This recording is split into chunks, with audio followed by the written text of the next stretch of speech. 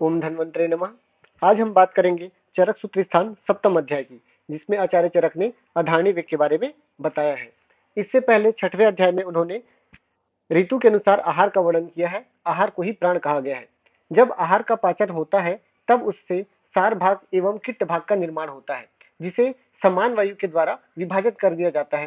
सार भाग एब्जॉर्ब होकर रसवाही स्रोतों में चला जाता है और बचा हुआ जो किट्ट भाग है अर्थात मूत्र पुरुष आदि, ये अपान वायु के द्वारा समय समय पर स्वाभाविक रूप से विसर्जन कर दिया जाता है, जिसे नेचुरल अर्जित कहती है, जो एक बायोलॉजिकल साइकिल के रूप में जन्म से लेकर मृत्यु पर्यंत चलते रहता है। जब मूत्र पुरुष आदि की मात्रा सामान्य से अधिक हो जाती है, अर्थात शास्त्रों में जो इसके विशेष प्रमाण बताए गए हैं, जैसे मूत्र का प्रमाण 4 अंजलि प्रमाण बताया गया है, तो मूत्राशय में जब मूत्र का प्रमाण 4 अंजलि प्रमाण से अधिक हो जाता है तब उससे रिलेटेड ऑर्गन अर्थात ब्लैडर से ब्रेन को सिग्नल पहुंचाया जाता है। कैसा सिग्नल? कि मालिक, मूत्राशय में मूत्र की मात्रा अधिक हो गई है, इसे जाने दीजिए। क्यों जाने दीजिए? क्योंकि ये अधारणी वेग है। अगर हमने इसे जाने से रोका या रोकने का प्रयास किया तो इसके भयंकर परिणाम हमको भुगतने पड़ सकते हैं। तो हमारी भलाई इसी में है कि हम इसे शांति से जाने दें। इसीलिए आचार्य चरक कहते हैं, न वेगान धारियेत धीमान जातान, अर्थात हे कलयुगी प्राणी, तुम्हारे शरीर में कुछ ऐसी प्रक्रियाएं हैं जिनके वेग को तुम्हें धारण करने से बचना चाहिए। अगर तुम जीवन पर्यंत स्वस्थ रहना चाहते हो तो बुद्धिमानी इसी में है कि इन प्रक्रियाओं को सुचारू रूप से चलने दो। तो वो कौन कौन से वेग है? तो आचार्य चरक कहते हैं, मूत्र पुरुषयो न रेतसो न वातस्य न छर्द्या छवनोर्थ च न उद्गारस्य न जृंभया न वेगान छुत पिपासियो न वास्तस्य न निद्रया निश्वासस्य समेण च, अर्थात 13 अधारणी वेग बताए गए हैं आचार्य चरक के द्वारा एवं आचार्य वाग्भट जी के द्वारा। तो वो कौन कौन से वेग है? तो वो है मूत्र, पुरीश, शुक्र, अपान वायु, छर्दी, छवथु, उद्गार, जृंभा, क्षुधा, तृष्णा, अश्रु, निद्रा एवं परिश्रम जन्य श्वास। आचार्य वाग्भट ने 13 अधारणी वेगों में उद्गार के स्थान पर काश को माना है, परंतु उद्गार का भी वर्णन उन्होंने किया है। आचार्य चरक ने सर्वप्रथम मूत्र वेग धारण का वर्णन किया है, फिर पुरुष वेग धारण का। क्यों? क्योंकि मूत्र का वेग पुरुष के वेग की तुलना में अधिक तीव्र होता है। आप पुरुष के वेग को अधिक देर तक रोक सकते हैं, किंतु मूत्र के वेग को नहीं। खैर, अधारणी वेग में से किसी भी वेग का धारण हमें भूल कर भी नहीं करना चाहिए। अब हम बात करेंगे कि अधारणी वेग को धारण करने के पीछे मुख्य कारण क्या है। तो मुख्य कारण 2 है इसके पीछे। पहला साइनस अर्थात शर्मिंदगी, है ना। आप अपने फ्रेंड्स के साथ डिनर पे बैठे हुए हैं और आपको छींक आ रही है, तब आप क्या करते हैं? आप उस छींक के वेग का धारण कर लेते हैं। और दूसरा है काम काज में व्यस्तता। आप कैजुअलिटी में ड्यूटी कर रहे हैं और आपको मूत्र का वेग आया है। जैसे ही आप चेयर से उठकर वॉशरूम के लिए जा रहे होते हैं, उसी बीच कोई इमरजेंसी केस आ जाता है, जैसे पॉइजनिंग का केस हो गया या हेड इंजरी का केस हो गया, तो आपको ना चाहते हुए भी मूत्र के वेग का धारण करना पड़ता है। तो ये मुख्य 2 कारण बताए गए हैं अधारणी वेग के धारण के पीछे। ये सारा डिस्कशन कहाँ चल रहा है? ये सारा डिस्कशन भगवान आत्रेय और अग्निवेश के बीच चल रहा है। तो भगवान आत्रेय क्या कहते हैं? एतान धार्यतो जातान वेगान रोगा भवन्ति ये पृथक पृथक चिकित्सार्थम तान में निगदः शृणु, अर्थात हे अग्निवेश, इन वेगों को धारण करने से जिन रोगों की उत्पत्ति होती है, एक एक करके उनकी चिकित्सा मैं तुम्हें बता रहा हूं, तुम ध्यान से सुनो। तो सबसे पहले है मूत्र वेग धारण। तो मूत्र वेग धारण के बारे में आचार्य चरक क्या कहते हैं? बस्ती मेहन्यो शूलम मूत्र किच्छम सिरो रुजा विनामो वंशनम अनाह स्यात लिंगम मूत्र निग्रहे। मूत्र निग्रह अर्थात मूत्र के वेग को रोकने पर क्या क्या हो सकता है। तो इसके लिए अपन को सर्वप्रथम मूत्राशय को समझना होगा। यह है हमारा मूत्राशय। इस मूत्राशय में मूत्र की सामान्य मात्रा कितनी बताई गई शास्त्रों में? तो 4 अंजलि प्रमाण बताई गई है। जब मूत्र की मात्रा 4 अंजलि प्रमाण से अधिक हो जाती है तो मूत्राशय क्या होने लगता है? मूत्राशय स्ट्रेच होने लगता है, ठीक है। और मूत्राशय के स्ट्रेच होने से वहां पर इंपल्स जनरेट होती है। ये सिग्नल ब्रेन तक पहुंचाया जाता है, जिससे इंटरनल स्फिंक्टर क्या हो जाते हैं? रिलैक्स हो जाते हैं, जो कि इनवॉलंटरी होता है। और इंटरनल स्फिंक्टर के रिलैक्स होने से जो मूत्राशय का जो मूत्र है वो यूरेथ्रा की तरफ आने लगता है। तो यहाँ तक का जो प्रोसेस था वो तो इनवॉलंटरी था, जो कि हमारे कंट्रोल में नहीं था। जैसे यूरिन यूरेथ्रा में पहुंचता है तो हमें मूत्र के वेग का पता चलता है और हम वॉशरूम की तरफ जाते हैं। और वॉशरूम जाने के पश्चात ब्रेन को भी पता चल जाता है कि हम यूरिन पास करने के लिए तैयार हैं, जिससे एक्सटर्नल स्फिंक्टर भी रिलैक्स हो जाता है। एक्सटर्नल स्फिंक्टर रिलैक्स होने के कारण पूरा का पूरा जो ब्लैडर है वो खाली हो जाता है, ठीक है। तो ये एक्सटर्नल स्फिंक्टर हमारे कंट्रोल में होता है, एक लिमिट समय तक ही इसको कंट्रोल किया जा सकता है। लेकिन अगर कोई व्यक्ति इसका अभ्यासी हो जाता है, अर्थात बार बार मूत्र के वेग का धारण करता है, तो बार बार मूत्र के वेग का धारण करने से क्या होगा, मूत्राशय में जो मूत्र है वो पूरा भरने लग जाएगा, धीरे धीरे पूरा जो ब्लैडर है वो क्या हो जाएगा, यूरिन से भर जाएगा भाई, फुल हो जाएगा। और यूरिन से भरने के कारण जो ब्लैडर की वॉल पे ये क्या करेगा, प्रेशर डालेगा, प्रेशर डालेगा तो ब्लैडर में तनाव बढ़ेगा, और तनाव बढ़ने के कारण ब्लैडर में पीड़ा उत्पन्न होगी। और ये पीड़ा कहां कहां पर उत्पन्न होगी, तो ये पीड़ा पूरे के पूरे ब्लैडर में उत्पन्न होगी और साथ ही साथ यूरेथ्रा में भी उत्पन्न होगी। ठीक है,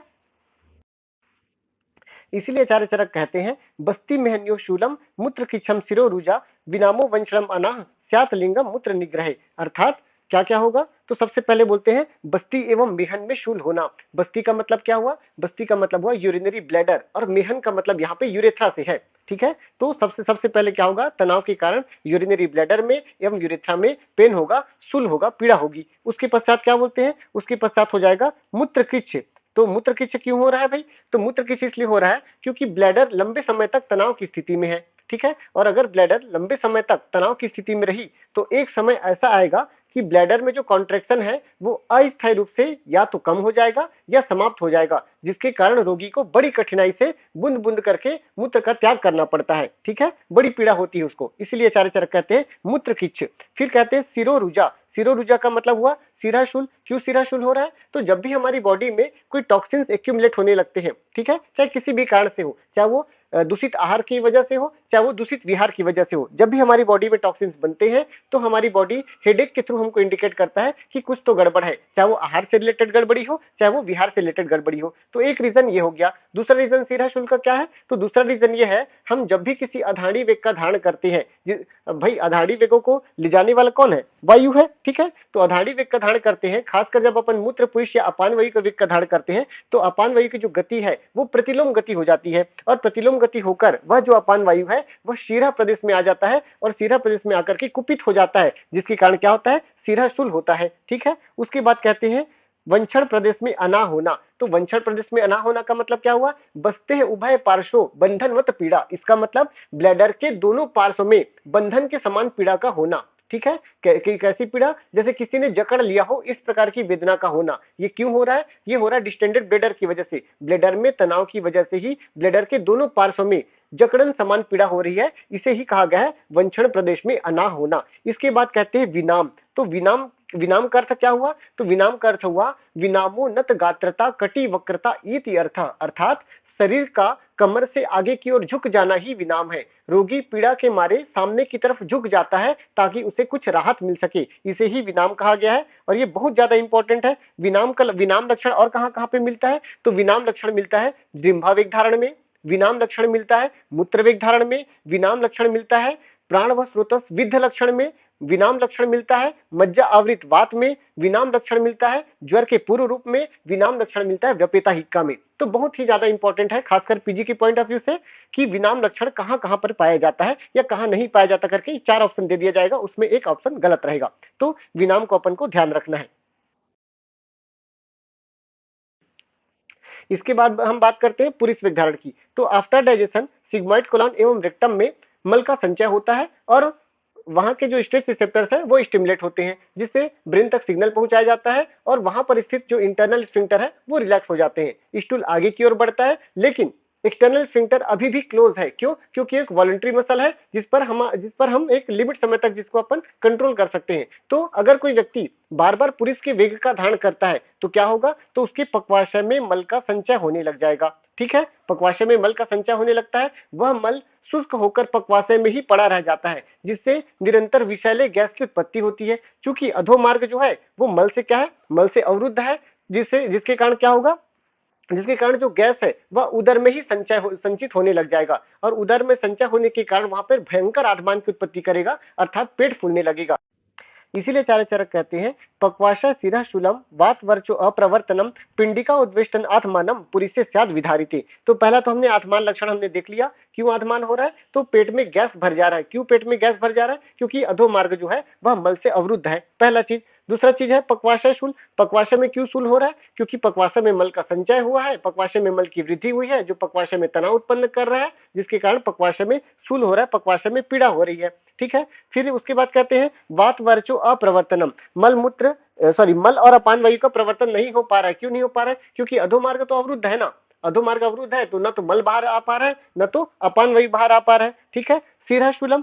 क्यों शिरःशूलम? मैंने बताया था मूत्र वेग धारण में कि अगर अपान वायु के वेग को रोक दिया जाए या मल के वेग को रोक दिया जाए या मूत्र के वेग को रोक दिया जाए तो वो जो अपान वायु है वो प्रतिलोम गति को प्राप्त हो जाती है और प्रतिलोम गति को प्राप्त होकर के शिरा प्रदेश में आकर के स्थित हो जाती है और सिर को क्या करने लगती है? सिर में पीड़ा उत्पन्न करने लगती है, जिसके कारण शिरःशूलम कहा गया है। फिर आता है पिंडिका उद्वेष्टन।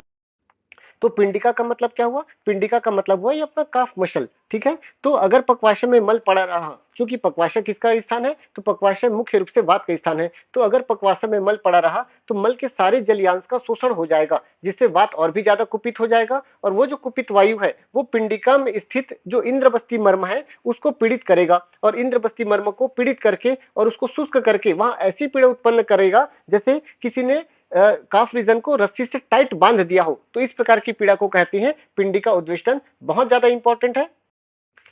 तो और कहां पे मिलता है पिंडिका उद्वेष्टन? तो पिंडिका उद्वेष्टन हमको मिलता है पांडु के लक्षण में, पिंडिका उद्वेष्टन मिलता है वातिक ज्वर में, पिंडिका उद्वेष्टन मिलता है वात नलात्मक विकार में, और इसके अलावा अगर बिना स्नेहन स्वेदन के संशोधन किया जाए तो वहां पर भी पिंडिका उद्वेष्टन मिलता है। बहुत ज्यादा इंपॉर्टेंट है, कई बार पीजी में पूछा गया है।